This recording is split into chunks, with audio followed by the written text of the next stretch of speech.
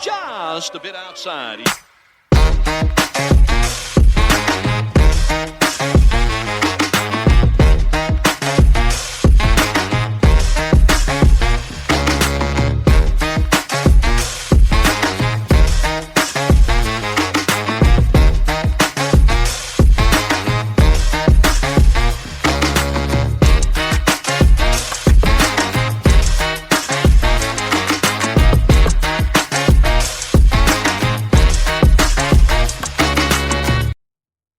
And welcome to another episode of Just a Bit Outside. I'm your host, Steve Ely, and along with me, as always, my co-host, Wes Cook. Let's go. What's going on, buddy? Man, we've had a snowcation here. Yeah. Nice. I've liked it, but at the same time, I'm like, ugh, been awful. But dude, I'm like, I like snow around Christmas. That's fine. Snow, get me in the holiday spirit, but then go away. You want snow at the end of January? Get the shit out of here. Live at the beach. I know, right? It was crazy with all the pictures with the beach covered in snow, though. Yeah. All the pictures were nice, but just, been awful. Yeah, now it's over. Like, I need it to melt. And the fact that a lot of it's still sticking here, it's like, come on, man, it's 50 degrees today. This should be out of here. Just be gone. I literally, when they pretty much did the shutdown on us, they did it Tuesday afternoon. I was actually on base. Oh, yeah. And they were like, oh, yeah, we're shutting down the base. At this time, we want everybody gone. Right. And don't come back tomorrow either. And then an email came out the very next day. Don't come back on Thursday. Yeah. And then don't come back on Friday. Exactly. But you can come to work on Saturday. Be here Saturday. Base is open for business. Yeah. Well, I was there. It was awful. Yeah. Yeah. So that one kind of postponed this episode till the weekend, but we're still going to bring you all that exciting action that NFL playoffs have for you. We are down to 4 teams. We are, sir. We are. A NFC East matchup. Yeah. In the NFC. Yeah. Third go around of it this year. Yeah. Yeah. You guys split already. I, with my heart, would love to see Washington win this game. Ugh. But I don't think it's going to happen. I don't think it's going to happen. Come on, man. The meltdown that happened in the last game, you know, you had a combination of Jalen getting hurt and then some terrible calls. And there's really, we should never have been in a position to that game. Yes. Yes. We had it well in hand and let it slip through our grasp. It was, even with Kenny Pickett back there. Well, we all get to see why Kenny Pickett is not a starting quarterback in the NFL. We all know it anyway. Yeah. Honestly, I like your third string guy. No, I'm a big fan of Tanner McKee. I think he should be the second string guy. I think he should too. That is my choice for number 2. But I'm not Nick Sirianni. He don't get to make that call. He's looked good in his time. Yeah, in the times he's been out there and gotten the opportunities, he's been good. I like Tanner McKee. I'm a much bigger advocate for him over Pickett. Well, I got to imagine Pickett, you got him on a trade, so this should have been his last year on his rookie deal. That's his last or next to last. I'm not positive. All I know is freaking you guys ain't picking up his option. No, I doubt it. I just don't think we saw enough from him this year that would say this is the guy we want back in. Well, I mean, I got especially when you got a guy like Tanner McKee that can come in here and just fill that position just fine. I'm fine with that. I much prefer. Well, you're saving millions of dollars in that way too, because I gotta imagine his 5th year option is 10 to 15 million. Right, exactly. Being a first round draft save pick. The money, right? Yeah. And in the second game, I wholeheartedly am rooting for Buffalo. I think everybody in the country is rooting for Buffalo outside of Kansas City. I know a few outside of Kansas City.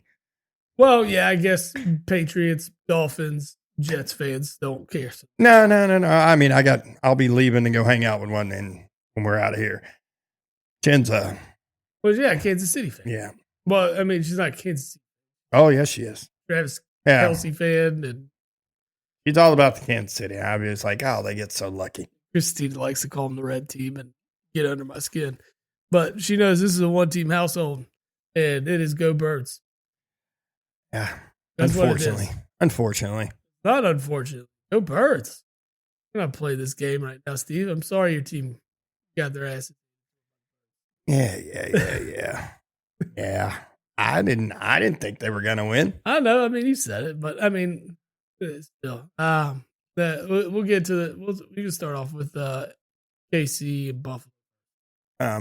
That is a game that like I said, I wholeheartedly want Buffalo to win. I think everybody does. No, I agree. I think here's my thing with it is Buffalo's defense isn't the defense they've had in the past, right? So this one's probably going to end up being in the 30s. Yeah. I'd say I don't know if it'll be that. I don't know if it'll be that. Kansas City doesn't score 30 points. Kansas City. Here's the thing. You know what Patrick Mahomes can do with the playoffs, and when he's up against it, this is what he performs. And the thing is, Kansas City's defense is legit. So they are. That's what's carried this team all year, right?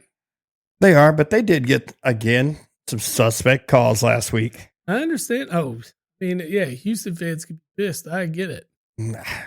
They were definitely letting it voice after the game. I mean, I think at this point it's not just fans that see it now. It's everybody. It's the teams of the league. We're all seeing it, and we're all like, done with it.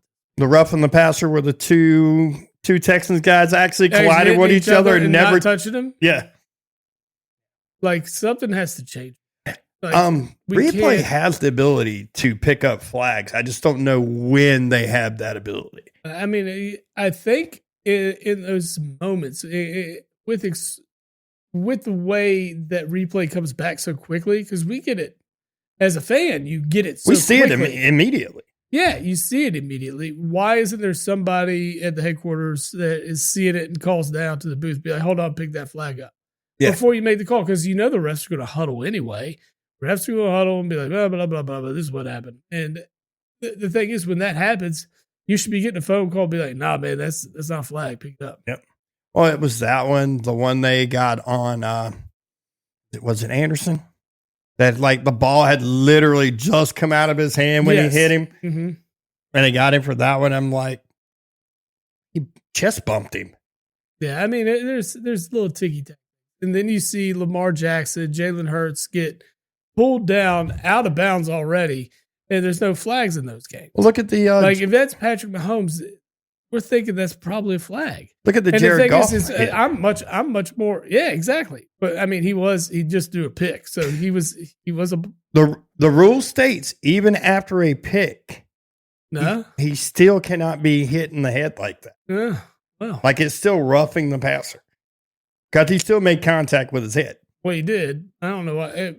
You mean unnecessary roughness? Roughing the Yeah. passer. Well, it's still a penalty. Yeah, like it wouldn't have got him the ball back. It would have been a 15-yard penalty from the spot of the foul. Like I see that flag from Holmes, and you want it for other quarterbacks if that's the way it's going to be called. Yeah, but I see it happen. To Jackson. I see it happen to Hurts. Josh Allen gets clobbered. Yeah, and I'm like, it's not really a call. It's hit or miss, right? Because of how close they are. They also, in the heat of the moment, sometimes you don't even know where you are on the field. Like, am I out of bounds yet? I don't know. I just need to bring this guy down. Did you see Mahomes going out of bounds and like slowing up right before he got out of bounds? And then he did the big over dramatic flop, trying to get the call. I mean, he's contributing to the hate, right? Yeah. I mean, you are at this point. I mean, luckily they didn't call that one, but I mean, he was trying to get it drawn. Yeah, so this game is going to come down to Josh Allen executing and protecting the ball. James Cook protected the ball. Mm-hmm. Receivers protected the ball. You don't turn the ball over in Kansas City. I mean, that's really what this game's going to come down to. Buffalo can protect the ball, win the turnover battle. I think they're in the Super Bowl. That's been the whole playoffs. We have seen it every game. The team that doesn't turn the ball over, other than Houston, who didn't turn the ball over and actually had more yardage than their opponent. But again, they're playing. What is it? How many officials are there? 6. 4 or 6. They're playing 15 plus against 11. No, I understand. Here, I just don't want to like put it all on. No, you gotta do stuff. I get it. You gotta do stuff to win these games, and but there are just sometimes where it's just the whistle and the luck and the whistle going Kansas City's way has been too much this year. It's been a lot overwhelming, right? So it's really pissed off a lot of fans. It pisses off people. They don't want it. Well, how many games were they saved by it? No, that's what I'm saying. I mean, the Raiders game, the Bengals game, Atlanta, the no call for Atlanta. Yes, like they had games that they shouldn't be 15-1. I mean, granted, yes, they are 15-1. It's going to go down in the record book as 15-1, but there were most definitely games that they should have lost. But, they want Taylor Swift at the Super Bowl because that'll bring in how many extra millions of viewers. I understand the aspect of the Taylor, right? But it's not bigger than the game of football. And that's really what needs to be the focal point. It should be. I'm not a conspiracy theorist that think the NFL's got a fix in, but it makes you question it. It makes you think about it. You're curious as to what is the motive in some of these games. Is there something? I still want to stay on the belief that not, and this is just the luck of Kansas City so far, and we'll just leave it at that. But back to my point, I think Buffalo goes through. If they can win the turnover battle here, then they can protect the football. I think offensively, they're just way too talented for this Kansas City team to keep up with. And if they're putting up points and not giving Patrick Mahomes short field or they manage the time well, I think the Bills could win this one and make their way to the Super Bowl. Yeah, I'm big on this one. I actually like Buffalo plus the 2.5. Yeah, big fan of that. Give me the 2.5, and that over and under it 48.5 is a little sketchy. Yeah, I kind of want. Like I said, I think this one could end up in the 30s, but with Kansas City's defense, it does make you question it a little bit. The line's probably perfect for Vegas. They love it. You're gonna have a lot of people that want to take the under because of the defense that could be played here. Yeah, and then a lot and the inefficiencies. Inconsistencies is a better term of Kansas City's offense. Yeah. Man, but I mean, they're starting to get healthy a little more. Pacheco's back. What's really driving me crazy about Kansas City right now is their little to no use with, God, why am I having a brain? Yeah. Yeah. I mean, because when you did see him out there doing what he was doing, you're like, well, this is going to be a really good Kansas City team. Yeah. And then it just kind of fell off after a couple games. You're like, why aren't you utilizing him in the passing game when you have this opportunity with a guy that is, that explosive? I don't know. Even at his age, I mean, he's still explosive. Yeah. He's still a guy that can go get the ball for you. Yeah, absolutely. You still have to, but now, like, with as little uses they're getting, or that he's getting, I get one target a game. If that sometimes. I mean it doesn't seem, this doesn't make sense to me. You're not fooling anybody with him. No, because you're not targeting him. So I mean, why waste my best corner on a guy like this? Yeah, you got to. With them, I've got to imagine improving the offensive weapons they have. It's got to be a key. Because I mean, me personally, if they make Super Bowl and they win, I don't think Kelsey comes back. I think he's done. Why wouldn't he be? I mean, have a three-peat. He'll be 35. He'll be 35. He's got so much in his career outside of football going for him at this point. It's like, why risk the injury? Why risk anything forward? Yeah, I mean, you're set up for retirement after. Yeah. I think he'd still be hungry and see, like, we made the AFC title game again. We were the number 1 seed. we came up short against a MVP candidate in Josh Allen. That's nothing to scoff at. And I think if he came up short here, you might get it out of it. Maybe. And he's turned it on in the second half of the year. He has turned it on. He had a slow start, but look at him now. He's getting it. And I mean, it's really hard to say that the competitive juices aren't there with the kid. He's to me, it looks like he's lost a step or two there. Oh, yeah, absolutely. But I mean, that's what you expect at this age, right? I mean, you're not going to see 30-year-old Kelsey out here anymore. No, I get it. You've got a 34, 35-year-old Kelsey, and he's going to start to slow down. Father Time is undefeated, as they've always said. Yeah, I mean, you ain't got to tell me. I know. Yeah, I mean, I feel it. 40 and I'm fucking feeling it. Yeah. But, I mean, I don't know. I just don't think he comes back. Okay? He doesn't come back. I don't think they keep Hopkins. No, I think he was. So, they've got to figure out what they're going to do. Yeah, I mean, this is an opportunity to go out and get one of those higher regarded wide receivers. Oh my God. Want to think about it, but like I don't. But also, I mean, it's not like they're not going to get Rice back. Worthy's been pretty solid in spots. I mean, Worthy's been solid, but Worthy is more of that. To me, he reminds me more of that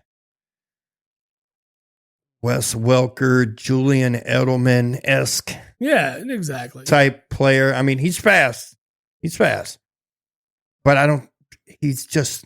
To me, he's too small to be that main outside threat. No, I know, but that's why you have a guy like Rice that comes back. I'm not buying him coming back the same. The knee's a little different for a wide receiver, man. It can be. It absolutely can be. It's different. See, I mean, we'll see what his work ethic is like, because I think the weight room, the physical therapy, all of that is where. I mean, that determines how quickly you're going to come back and how much better you be when you do get back. So he's still young. That's huge in that aspect. He's only this is his second year, so he'll be just fine. On to the NFC title game. You have the Birds and the Commodes, and it's really shameful to call them Commodes. I can't really call them that anymore. The NFC title game, and they have the quarterback that we said was the quarterback of this draft. Probably not to the extent that he's been playing at. The guy's balling. Right. He is 100% balling. Yeah, it's really hard to fault Washington here. They've done a good job rebuilding. They brought in a coach that was hungry. Well, Quinn's been around the block. He'd already done it one time. He knows exactly. He'd already made the mistakes. Yeah, he's done a good job putting together assistant coaching staff, and they've drafted well. They've got players in the right spot. It also helps to play a last place schedule. It does, but I mean and then they play a beat up Detroit off defense. And then I mean Tampa's defense wasn't the same as we've used to see from them, but I mean they still gave them a game. No, it was still a fantastic game. Mm-hmm. It was proven if Washington is a shootout with somebody, and they can do it. You have to have the defensive stops, and you turn the ball over as much as they did last week. That's going to be very hard to overcome. I know Detroit has done it in the past, but when you get into the playoffs, it's a different animal. Well, it's just crazy to have that many turnovers, still score 30-something points, and lose. Yeah. Oh, the doorbell goes off. Oh, really? Awesome. There's a short in it or something. I gotta fix it. Awesome. That thing go off at like 3:00 in the morning? Yeah, but I don't hear it. Dead, man. I would. It would drive me nuts. No, but see, if we turn the front porch light on, it won't do it. It's one of those things. It's one of those, I'm not sure why it's doing this. Yeah. But it's all good. I'll get it fixed. See, there it goes again. Lord, we're talking about now. It's going to be ding, ding, ding, ding. But yeah, like I said, like I told you earlier, I would be completely fine with Washington winning this, even though I 100% don't think they have a shot. I actually like Philly -6. Ooh, not me. Not me. I do not. And I'll tell you why. Jalen Hurts isn't 100%. And the just the last two Losing times Dean was Jacoby Dean's out. it's big. So Burks stepped up huge last game. So props to Burks. Burks was phenomenal in the last game. So if we get the same production out of him, I like us a lot more. But both times we played this team, it's been close, and I imagine it's going to be a close one again. It's not going to be 2017-esque where Minnesota walked in and got their asses handed to them. Now, is the atmosphere going to be different than what Washington got in Week 11? Absolutely. Yes. Yeah, playoff football in Philly is different. I promise you. Of course it is. You can tell by the ticket price. With that, but at the same time, I mean, it's rowdy. Like regular season game is, we got something to come back to next week. If you beat us, okay. I got you next week. I can be right back here in this seat and, screaming at you. This is playoff, and this is win by any means necessary here. Lots of just a lot on the line here for a Super Bowl, right? So the fans are going to be juiced for it. Just expect that. And the crowd's going to be rowdy. Oh, yeah. Well, it's Philly. They're rowdy for everything. Well, absolutely. But so when we're talking about the way this game starts. This game starts like it did in Washington. It's 14-0 Birds. Good luck. The crowd's going to be in it from there, and you're gonna have a hard time getting back in. Now, if Philly turns the ball over early, we make mistakes early. Washington gets off to a 7-10 lead. The Boo Birds come out for Philly. It could be in for a long day. It depends, because the opposing team is going to feed off the opposing fans booing their own team. Yeah.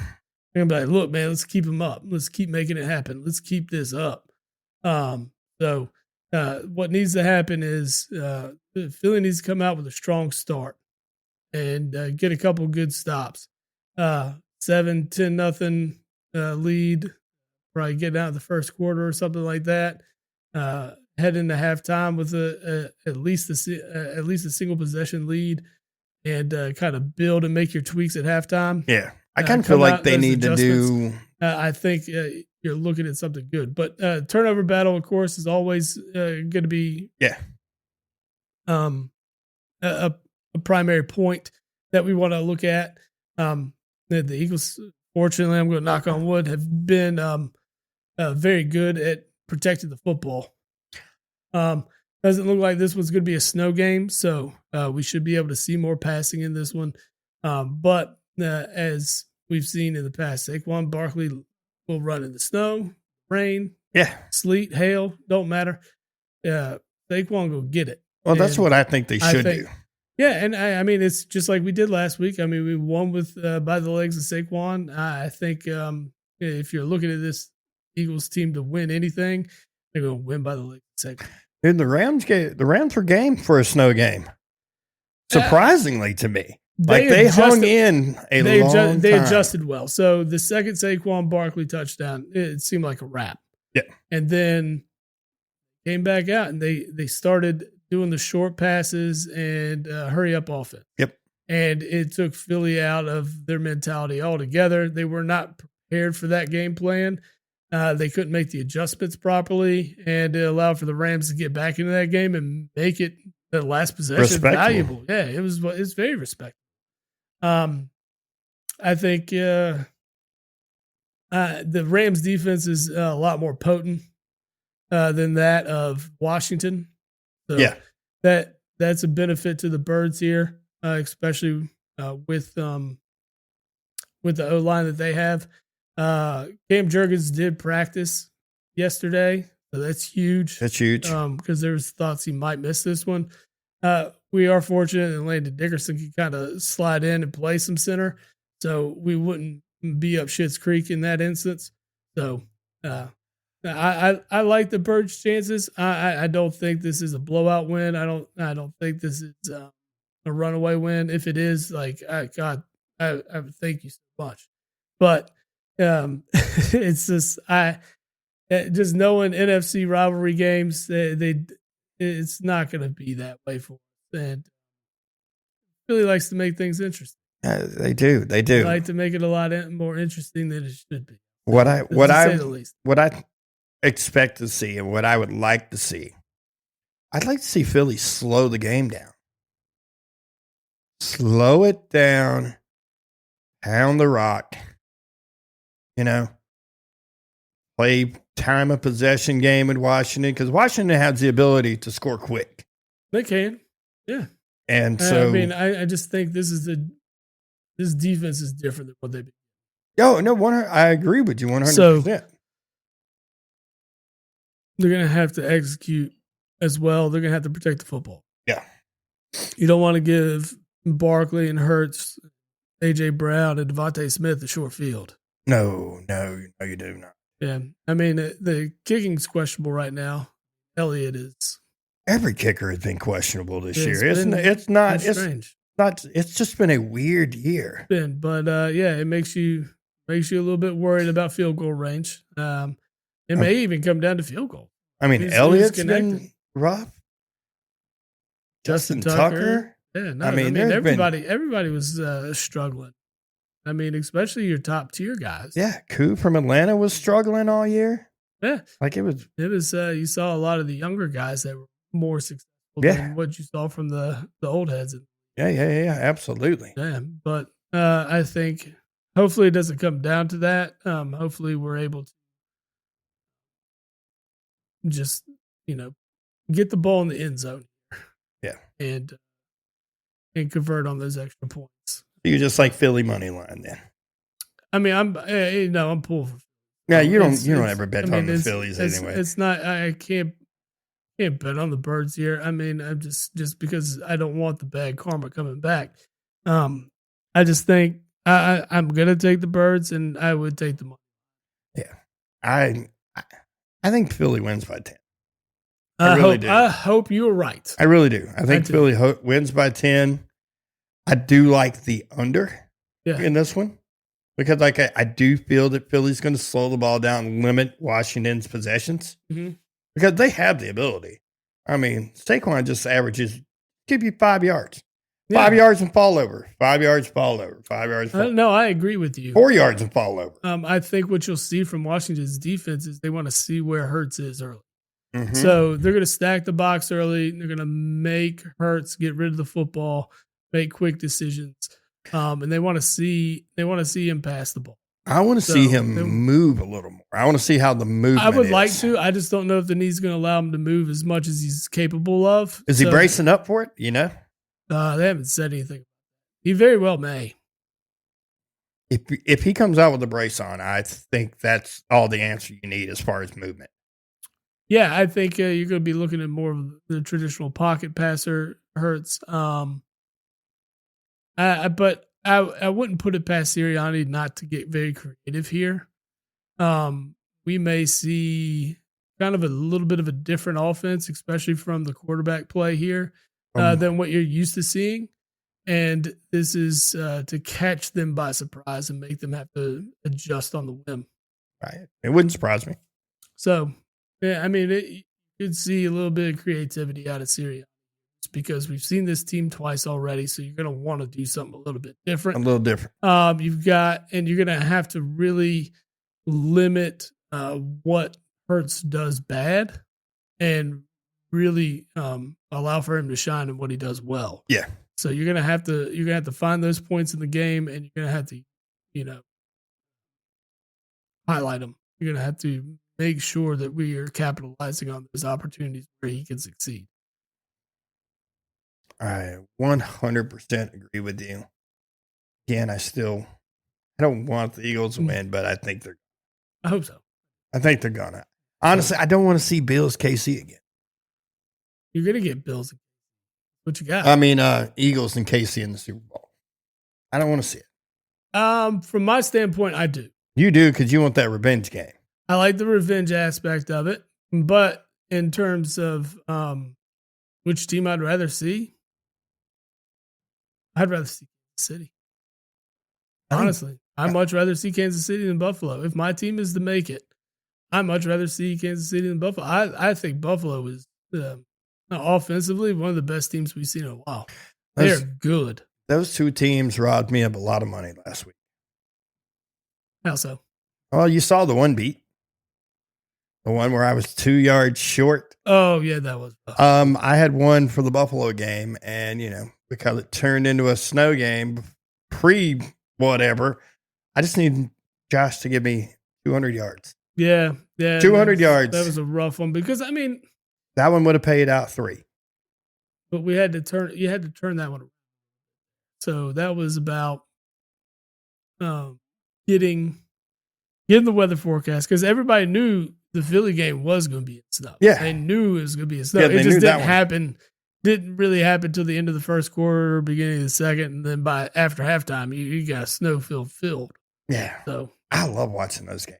No, they're fun. They're fun. What I like about Saquon killed it in those. What I like about it, though, it looked a lot like Shady out there killing it.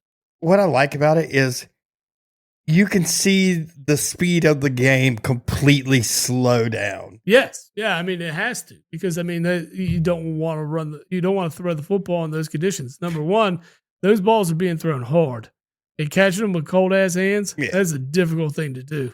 So, that's why you're going to see drops. You're not cutting as well. There's so many aspects into it. You can't see the ball as well. Snowflakes are coming down like crazy. It's definitely a different ball game whenever it would, but like the Buffalo. And that's where you capitalize. That's why you have a guy like Saquon Barkley that comes in here and he runs the way he does. Out of all the free agent mishaps that have happened in the last 10 years, that's got to be like it's up number one. Yeah. Number one. I agree. Not only do you let that guy walk out your building, but you let him walk right into a division rival. A division rival that was already good. That already had all the tools in place to make him successful. Yes. You gave them the opportunity to show what Saquon could have been if you did it right. You pretty much said, here's the best running back in the game for the next 3 or 4 years. And we just help you stay probably the top of the NFC East for the foreseeable window. Yeah. Ridiculous. It is. Ridiculous. You know something crazy, though? Saquon's deal is still less money than Adrian Peterson's last big deal. Yeah. Which is insane to me. But it did move the market back in the right direction. A little. And if anything, Josh Jacobs, Derrick Henry, Saquon Barkley, all single-handedly changed their teams. Well, they changed their teams. You're correct. But it helped the value of the running back market because it helped a little. It's going to. You watch these next 2 off seasons, you'll see the value that's going to be placed in running backs because they're going to. What do you do when you see another team that's successful with something? Yeah, but at the same time, you try to mock it. You're going to try to do the same thing. I'm not. Yeah, but there ain't but one. I'm not going to say you're going to see a $15 million running back again. Yeah, but there's only one Barkley. There's only one Derrick Henry. There's only one Josh Jacobs. But those guys are developing now. The next guy, to me, as of right now, the next running back that's going to get that has the opportunity. Williams? Maybe. Joe Mixon was huge for Houston this year. He was, and then they kind of just completely went away from it. Yeah, I don't know why. He was kind of banged up towards the end of the year. He was in and out, so that kind of had a little bit to do with the limited touches I think he received at the end of the year. The next guy that's going to get the opportunity for the big running back is probably going to be Gibbs. Oh yeah, or Bijan. Now that you get to see what he can actually do. Yeah, but I'm saying those are the guys that are developing now. Yeah. They were both drafted in the same draft. Yeah. So, I mean, you got 2 more years of those guys before you were renegotiate. Got 3 if you want to count the option year. Well, you're not going to get to the option. After year 4, you're going to have to pay. You're going to. Yeah. I think you can actually renegotiate with those guys after year 3. It might be the case. I'm not positive. That's if you want to. Right. I don't think it's a necessity because they're there. They're locked in. We'd be like, go out here and give it to us again year 4. And then. Yeah. Yeah. Because, I mean, those guys don't want the team to pick up the option at that time because they're looking for that second contract. That's what every running back is. Because if they want the second one. And you want that big second one. Yeah, you want the second one. Yeah. But like I said, I don't know if we're going to see the world with $15 million running back again. No. But, the $12, $13 million guy, I think that's going to be your top end, at least for the foreseeable future, because they are that kind of an asset to a team. But yeah, I mean, if you go back in and you look at teams that are doing it a little bit differently, and you have the 2-headed monsters, and Detroit's had that has been fantastic. Yeah, it is. But the thing is, you're able to do it because of the amount of money spending on it, right? So you might go find a middle tier guy, like say, and I hate even calling Swift a middle tier guy because he can be a top tier guy with the right pieces in front of him. But like say you take a DeAndre Swift, and then you're gonna go off and pair him up with a rookie running back that comes in on a low deal or minimal deal that's not going to be hitting the book so hard. And then you're going to run both of them. That's the same thing Detroit did. They went off and got Montgomery, and then Gibbs fell in their lap. They took Gibbs, and they're like, well, we got to run both of them. And look at how good it's run. Gibbs? Yeah, but you see how really good Gibbs is when Montgomery is not part of the picture. Oh, I agree. Like, he's a baller. Mm-hmm. Like, he could be your workhorse if needed be. You're talking about the duos. Yeah. I mean, look at Washington's duo with Eckler and Robinson Jr. Yeah. That's not a terrible one. Not bad. And they're probably not paying the 2 of them combined more than what Saquon's paying. Yeah. And it all comes down to health. I mean, Birds have been fortunately healthy for the part all year. They have been very healthy compared to a lot of other teams. Yeah, so that helps. I mean, that's what happens when you get to these points in the year. Health is a part that allows for you to get to this point. Yeah. So, all right. We kind of covered those games. I told you earlier this week I had a question for you I wanted to throw out to you.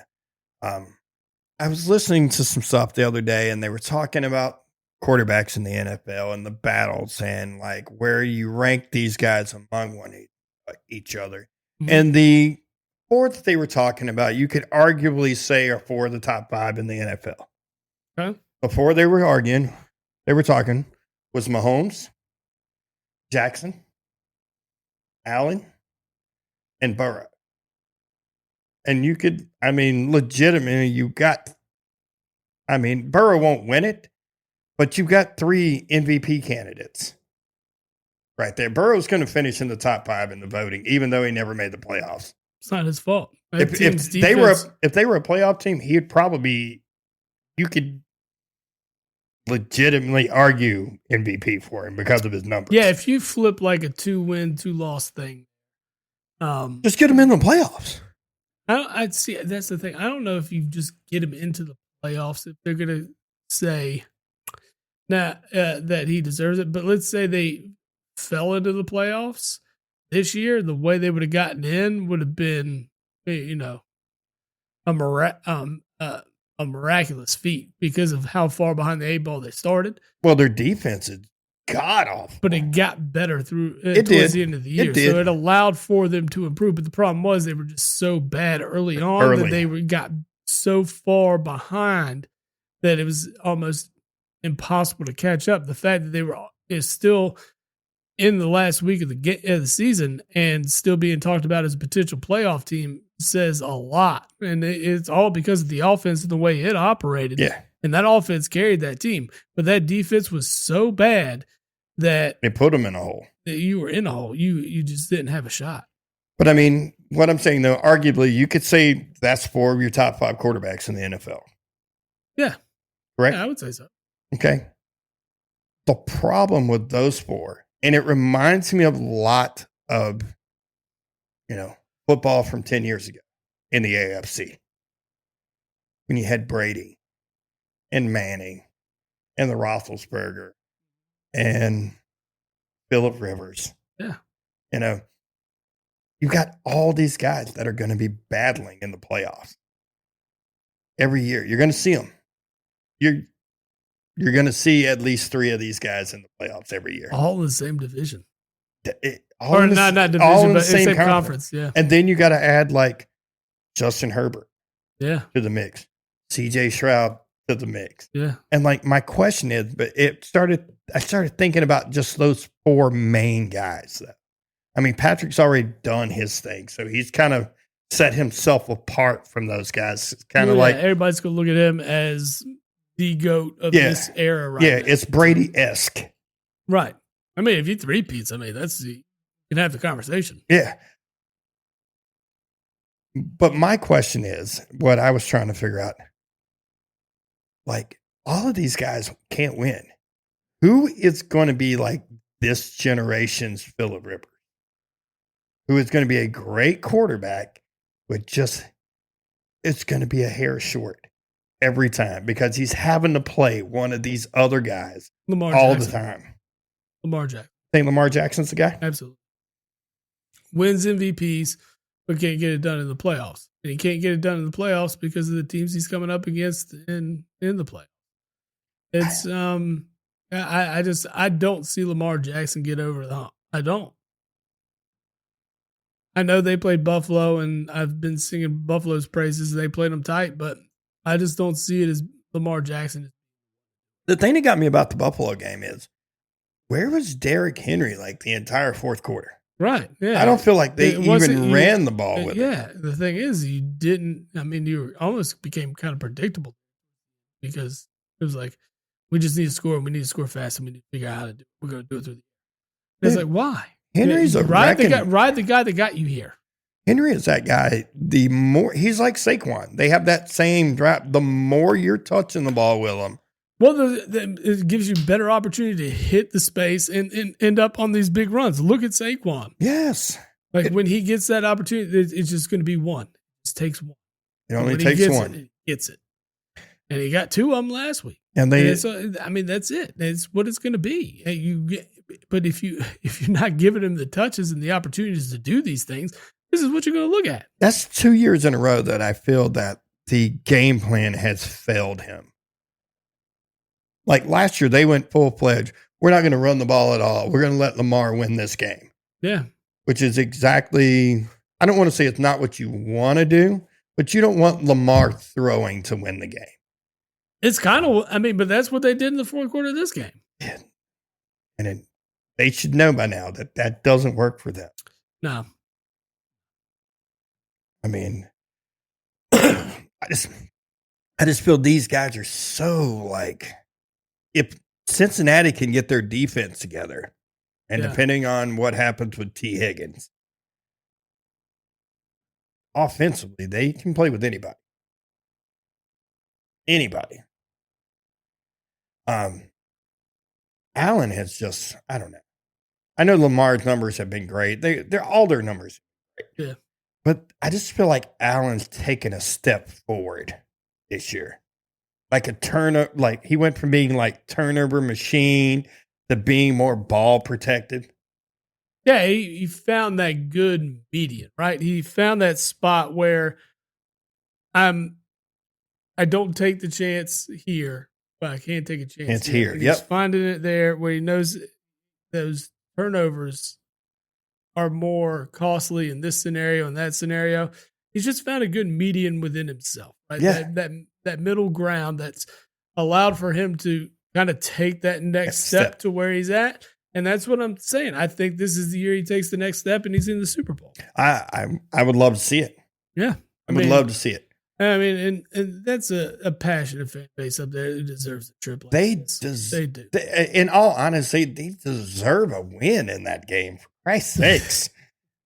Lord. I get that. I get it. And if they're playing the Birds, they don't deserve it. No, that's you. That's the birds in you. But Of like, course, if you're they damn weren't, right it if is. they weren't playing the birds, if they were playing any other NFC team, you would be like, I'd be pulling for the Bills. Absolutely. Yeah. Yeah. If Washington somehow wins this football game and I'm- they're playing it, I'm 100% on the Bills. "Oh, I'm with you. I'm with you." Honestly, I might pull for Kansas City over them. I just can't. I cannot pull for Washington. No, I get it. Yeah. I get it. You've got hate in your heart for that. Yeah, I get but, it. Yeah, I mean, I'm glad that they are competitive again because I do like playing good competitive football against good teams, right? Yeah. So it's even nice. I mean, that- you still got 2 games against the Giants and the Cowboys every year, so you know. But I like it when Dallas is good because I mean it does make things interesting in the league, and it makes the wins over them that much sweeter because it's like, oh well, you were going to beat us anyway. Y'all are 10 times better, you know. Like, well, we could be way better, but I know, you know, but it just you doesn't- could be it doesn't better. It doesn't make the win as sweet, right? I mean, winning over Dallas is fantastic anyway. Anytime, you know, it's still a good feeling. You walk away and you're like, yeah, beat them. That's great. But it's Cowboys fans aren't nearly as sour, except when their team is good. No, I when feel they like take they're the loss. sour all the time. No, it just you can see it. Like, I mean, I don't know. Like Bob's been so different. He's been quiet as hell. Yeah, exactly. 'Cause he it's knows he ain't you got can't shit. rub shit. But see, you can't rub in these wins. You can't be like, ha. So the only thing I'm going to have is if the Birds win the Super Bowl and be like, hey, buddy. Nah, man.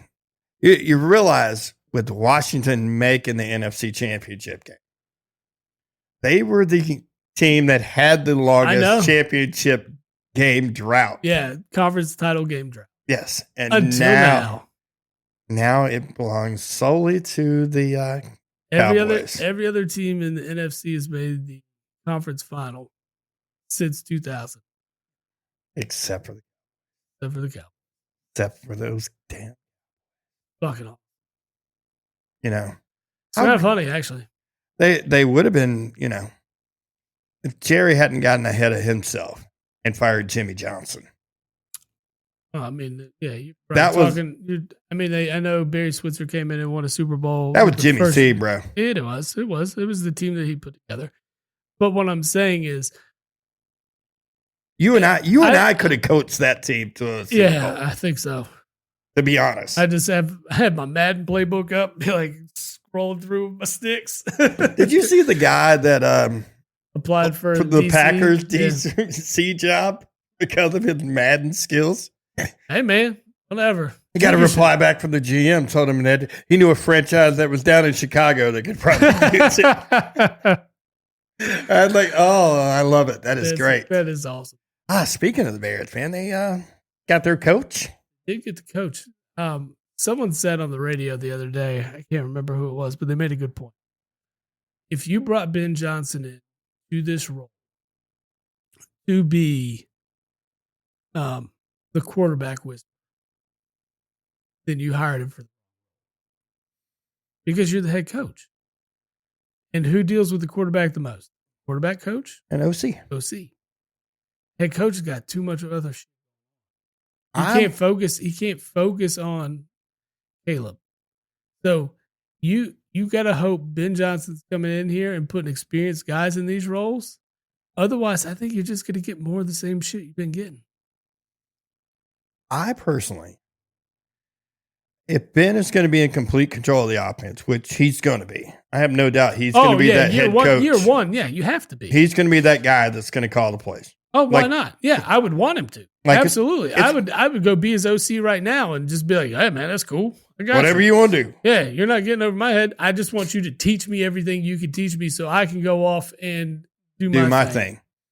But I want to be here and take all the credit if you could turn this thing around. Yeah. Like, I'm good with that. Absolutely. There's nothing wrong with that.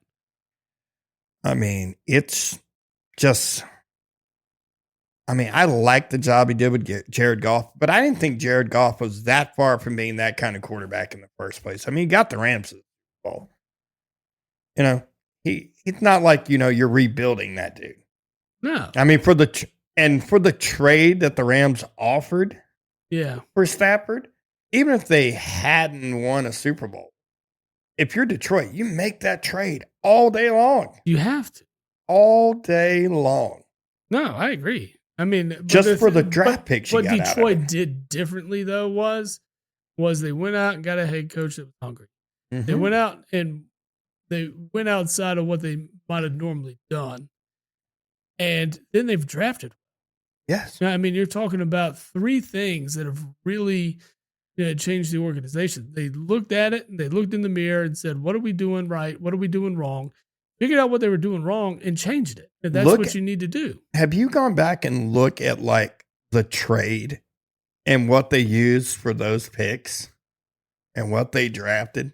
They got a lot of good shit out of that. Dude, it's Gibbs. Gibbs the was Gibbs one pick, of them. Yeah, Gibbs. The Laporta pick was one of them.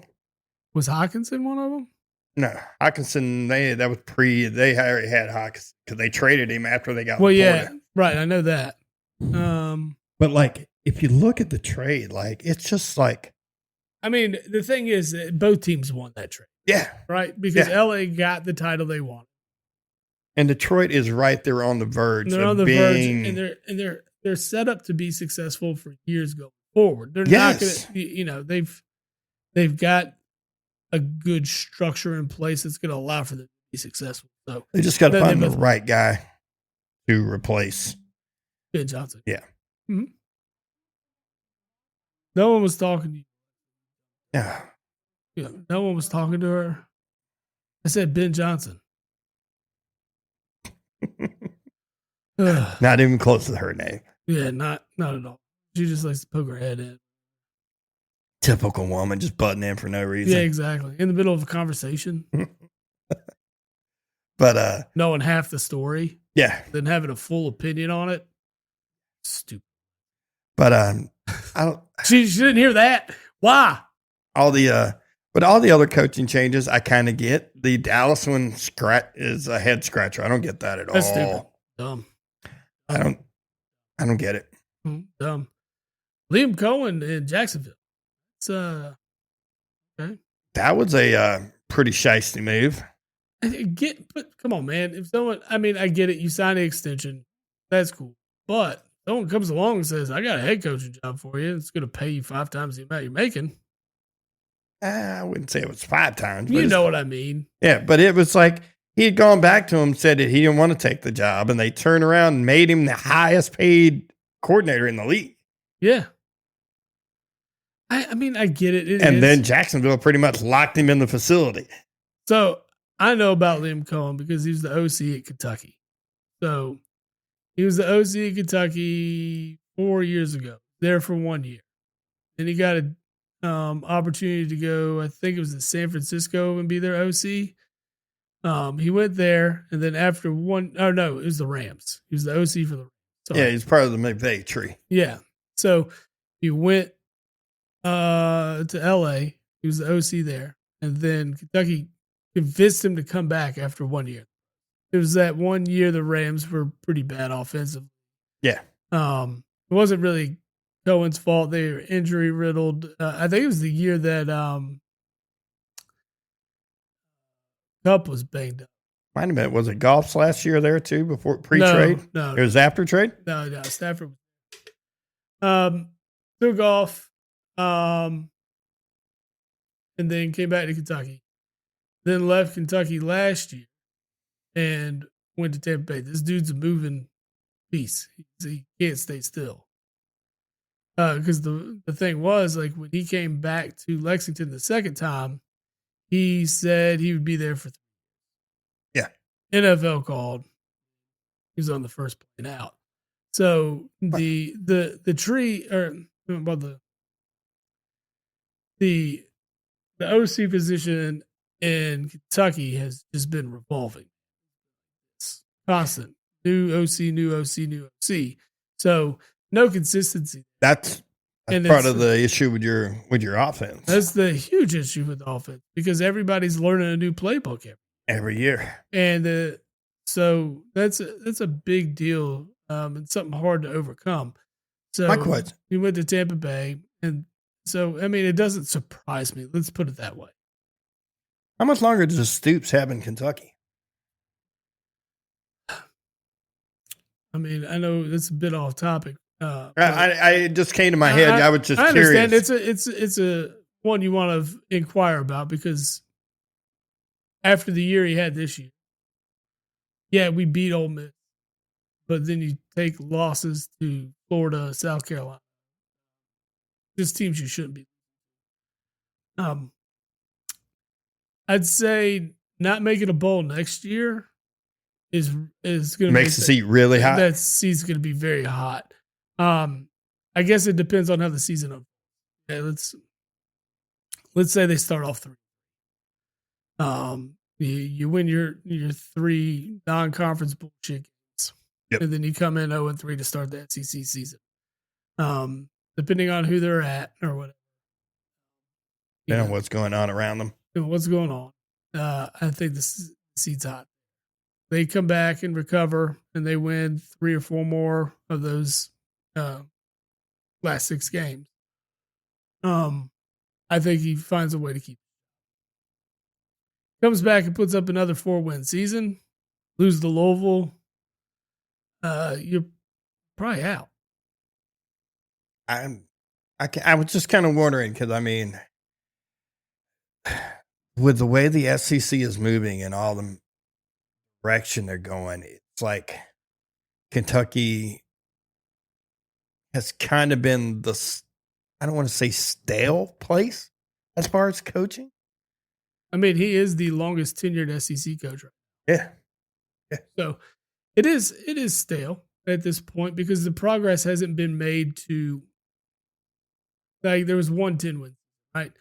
But the progress hasn't been made to say that we're sustaining some kind of consistent. You want that consistent 8-win team. That's what you want. Well, yeah, with the hopes, like exactly what we talked about. Yeah. I need to consistently win 8 games. That means I'm making a bowl game every year and a decent bowl game. And every now and then I have a come up. Yeah. But you can't have the every now and then I have the fall off. That's the problem. That's where we're losing the consistency, right? Yeah. So when you see the fall off he's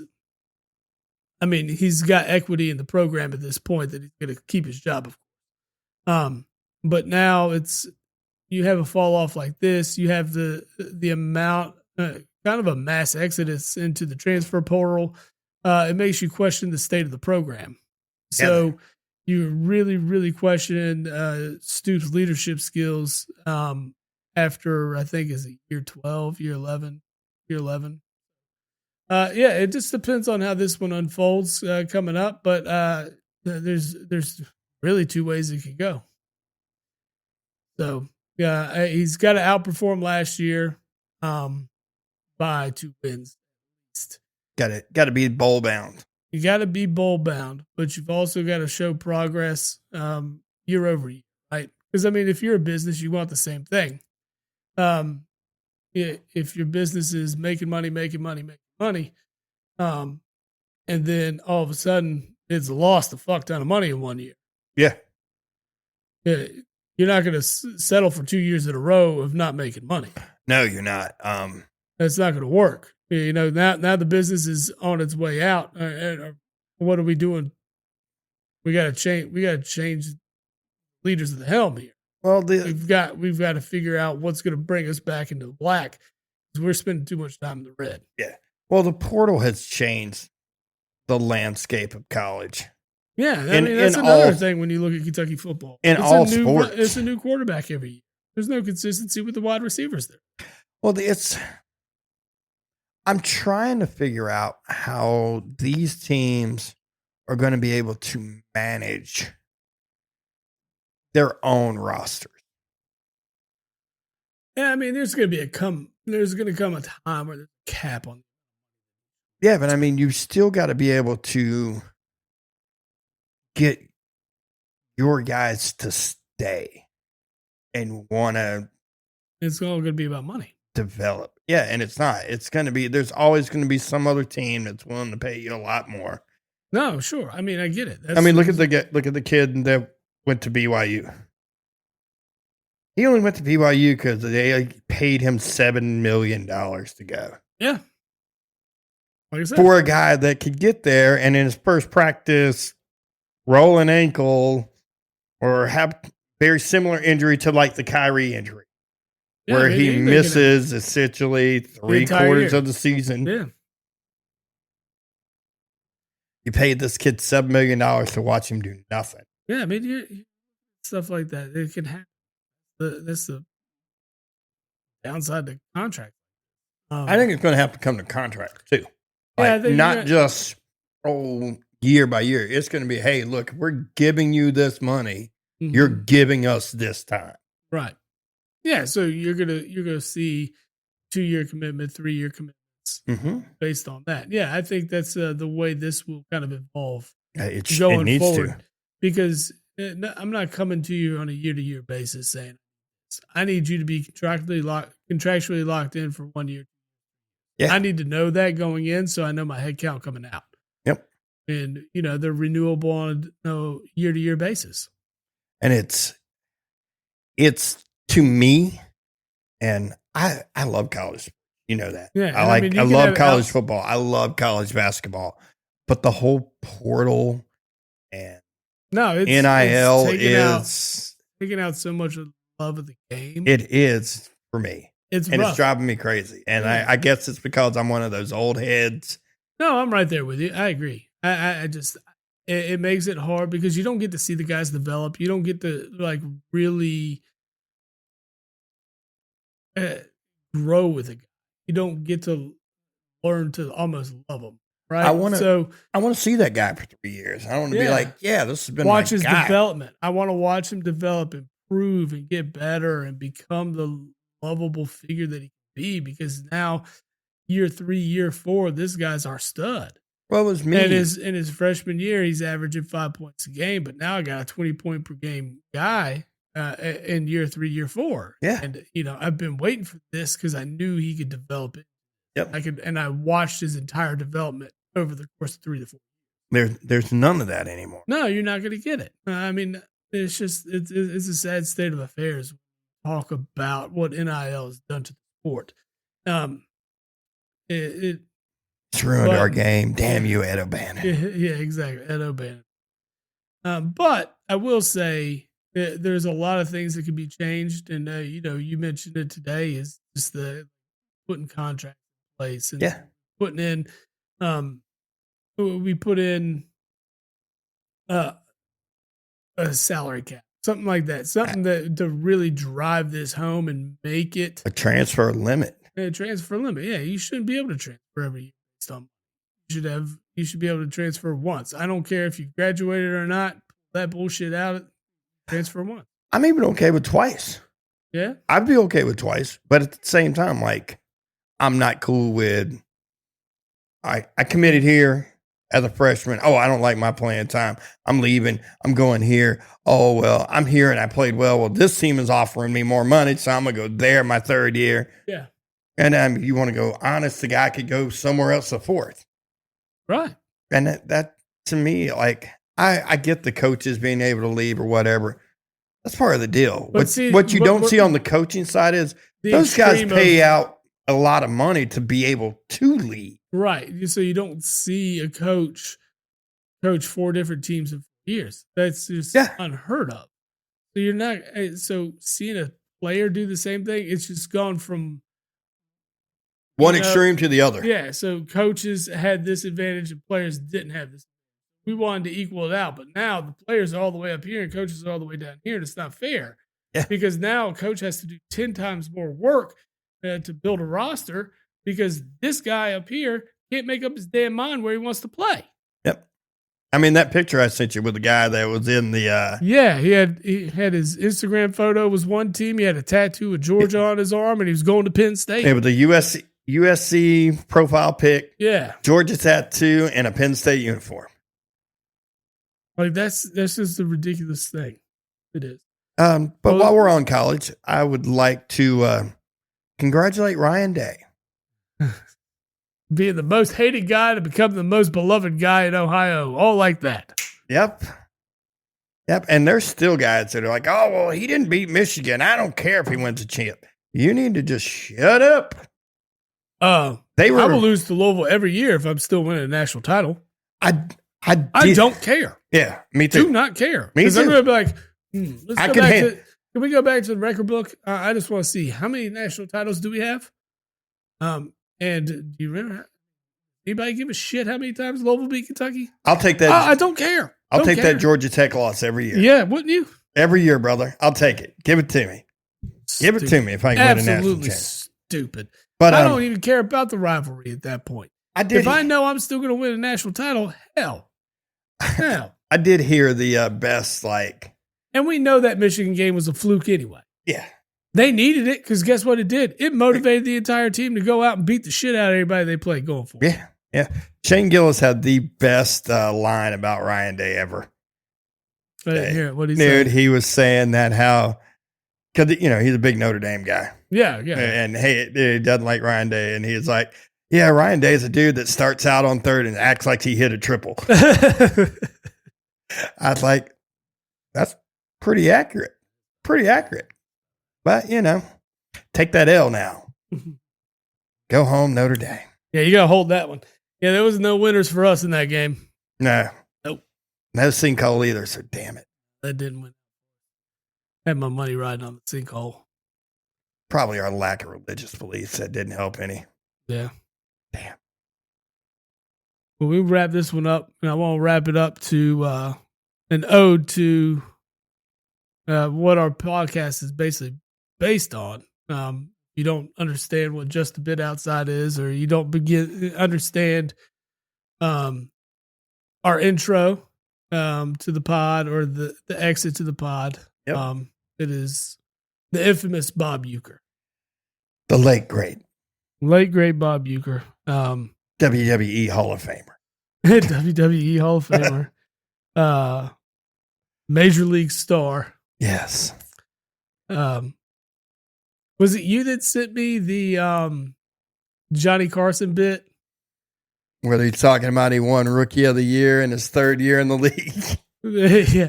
But no, he was Bob Uecker was minor league player of the year in his third year in the league or something like that. He was on the Cardinals and they did a team photo.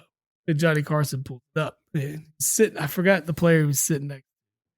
And it's the team photo, the official team photo that goes in, all the publicity crap that they posted in, whether it be the brochures you get at the beginning of the game, forgot the name of it. Yeah. All that kind of stuff. So they're like, no one caught it until like it went out to the fans. Everybody, started laughing.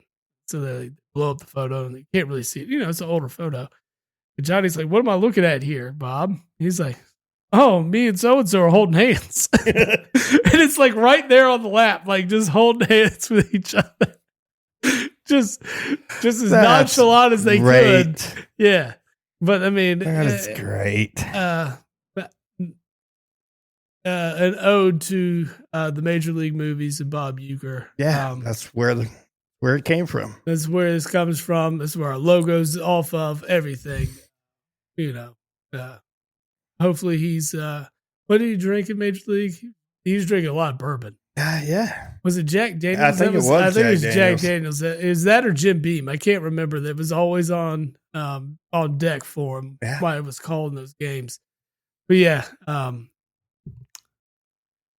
I feel like I'm always the bearer of bad news with that kind of stuff too. It's always me posting it.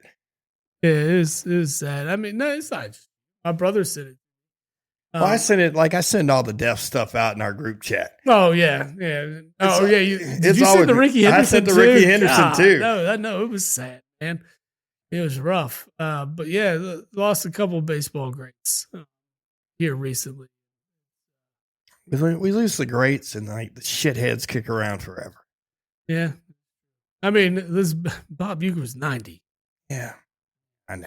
He lived a long, full life, I'm sure of it. And but yeah, on the way out. Cheers to Bob. Yes, sir. For sure. We appreciate all the wisdom that you've given us to and motivate us through this podcast on a weekly basis. To Bob. Well, man, until next week, we will catch y'all later. Sorry, this one came up a little bit later than normal, but snow got in our plans. Snow did get in our plans. Yeah, it's all good. Remember, like, subscribe, follow on all the social medias. We got a couple sponsorship deals here recently. Those will be coming up. We'll start advertising those. I go through the promo files and all that. Yep. So moving on up in the world here. We're trying to move up. Yeah, man. We're trying to do some things. So. I like it. Yeah. I like it a lot. Yeah, absolutely, man. Anything to make this a little bit more almost professional. Professional. That's weird, Almost. right? Yeah. So we'll bring you some. We need to get big professionals so we can just make this our job. Man, that would be sweet. I'll do this on a day-to-day basis. I could do it daily if it's my job. Yeah, if I can quit the other one, let's go. Right? Yeah. This snow days could never affect us. All right. Well, at least we still got football Sunday ahead of us. So. Yes, we do. Yeah, man. Go Birds. Yeah. Post-game show is brought to you by Christ, I can't find it. The hell with it.